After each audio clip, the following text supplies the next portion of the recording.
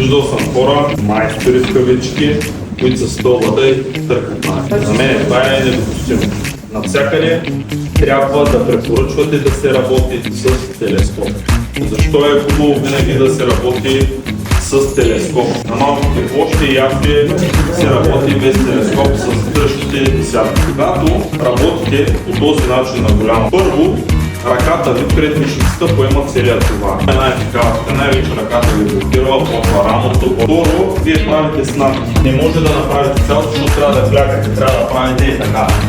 Пълно на втория квадрат, крака, ръце и всичко е блокирало. Реално колкото повече снатки имате, докато бъдете съди, толкова повече шансове да грешите. Защо трябва да е с телескоп? Първо, телескопа, както казах и вчера, на Bull е много лек алуминиев, с дълго включване и няма шанс да ви падне валяка от него. Когато започнете, поставяте валяка и почвате отгоре додолу.